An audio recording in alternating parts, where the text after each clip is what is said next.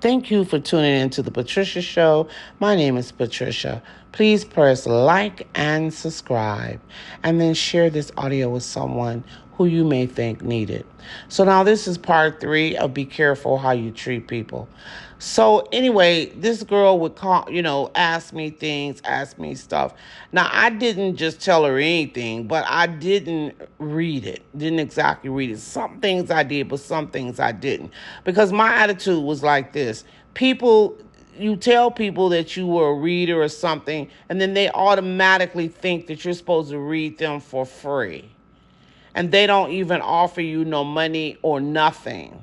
And let me tell you, the money is not a big deal. It is the principle of the thing. What makes you think that I'm sitting up here sick, or I have to be sick or whatever because I had her as a caregiver? But I'm just going to just take my time out, even if I wasn't sick, and just read you. How selfish can you be? One time I was in the hospital. I'm not lying. I was in ICU in the hospital. And I'm not going to say who it was. Somebody I know came in there and was telling me about their friend had got into some problems or whatever. Could I please read them to see what was going on? This was a family member. I looked at her like, girl, I'm not fixing to. I'm in ICU. I could probably almost be dying. We don't know. And you asking me to read somebody? That is very selfish.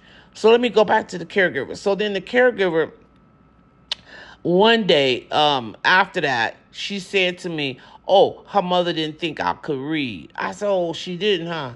No. I said, who didn't think I could read? Your mother? She said, yes, she think I'm not a reader. I didn't even say anything because I thought to myself, why? Because I didn't read your ass for free? So then she just thought I wasn't a reader? If I don't care what I had seen about her. Don't be taking it for granted that if somebody has a reading, if they're a business manager, if they're a financial guru, I don't care what they are. Don't be taking it for granted that they're supposed to help you for free. If you want somebody to help you, then you needed to say, how much are your readings? And I'll pay you. Some people don't even do that. And then they give you a donation. My readings were $362. I think she did turn around one time and gave me a donation of $50. That ain't shit. My reading was $362. Therefore, if you can't afford my reading, then you need to go somewhere else. And go to somebody else who you can afford. See, that's another thing. Go to people who you can afford if you can't afford my reads. Don't be giving me that is an insult to give me $50 and you want to read it. You damn right I'm not going to read you right. I sure ain't. So I just never said anything else because let me tell you, I did not care if she thought I was a reader or wasn't a reader. I didn't care because you ain't paying me nothing. And I had big clients. I'm not lying. I had mobsters, underground mobsters as clients. And I also had governors, mayors. My stuff was good. If I tell you something, you can take it to the bank. But those are for people who going to pay for the reading, not for people, moochers, people to come along and think that they can just get free readings. I just don't understand that. But that's what you call selfish. You're not thinking about that person. You're not thinking about, they're not feeling good that day or whatever the case might be. They have retired. Clearly, they retired for a reason. And they don't, even if they haven't retired, if you sitting up talking to them, do they have to be reading your life and you not paying or giving them anything? Now, if you offer to say to me, hey, how much you charge, I'm going to pay you. Let me be the one to say, oh, no, that's okay. You don't have to pay me. I'll just go on and do it. I have done that for people. I don't do it for people who want to mooch off me. But I've done that for people. Like I've had people call me and their daughter was missing or something. I had a lady call me because her son was murdered. And they didn't know who had murdered her son. And she had a suspicion, but she didn't she wanted to be sure. And this case was going on Dateline. And she wanted to ask me about it. Well, she offered to pay me. And I told her no, she didn't have to pay me. And then I told her whatever offered. Now, after I told her that, I'm not lying, Dateline contacted me and wanted me to come on the show. I didn't want to do that. I didn't want to be publicly. I didn't. Because the reason they contacted me is because what I said was 100% correct. What happened with her son. Who killed her son. I even went into what happened. I don't like to do those kind of cases like police cases because you feel all that emotion. And I don't really like to do that. But because they really, it was just, you have to help people sometimes. Just like I said, you have to help people. So I told her, don't worry about paying me. Let me say that. You don't just automatically take that, oh, I want to know free information. And I'm going to, can you tell me this? Or something happened with this. People are selfish. You cannot expect to live your life in the light of God. And you are selfish. That's never going to happen. Let's see how far you're going to have with a successful life being selfish. You cannot be selfish and and live your life in the light. When I say live your life in the light, I mean live your life of God. You cannot do it and be selfish.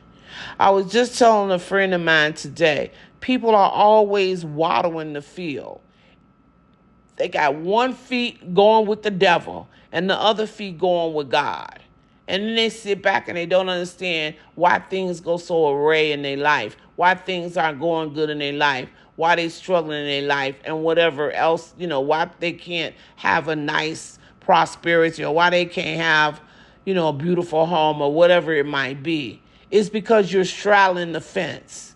You either going to follow God and be in the light or stay there with the devil.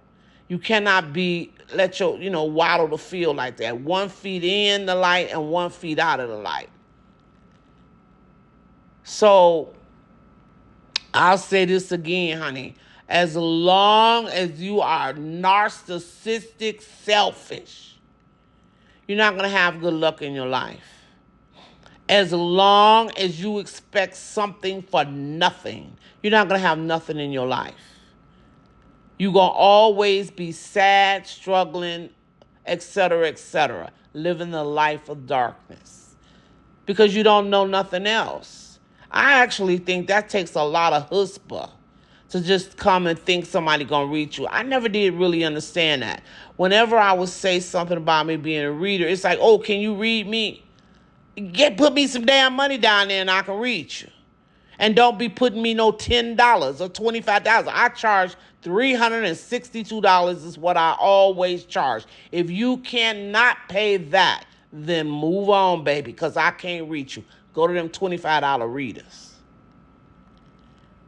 And that's just a fact. You get tired of people using you and misusing you. I had said to somebody, I don't believe in doing evil things to people, but I will send back any negativity you send to me. That's a fact. And when you mistreat me, that's negativity. If I help you and you don't help me, baby, that's negativity. Because don't think I won't send back negativity. I will reverse any negativity you send to me.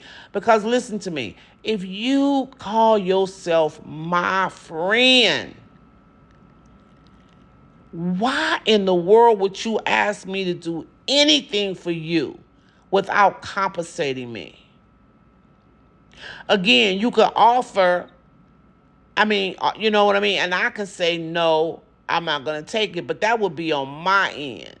Let me tell you something. I would never, ever, ever ask my friend to do anything for her or him without compensating him or her.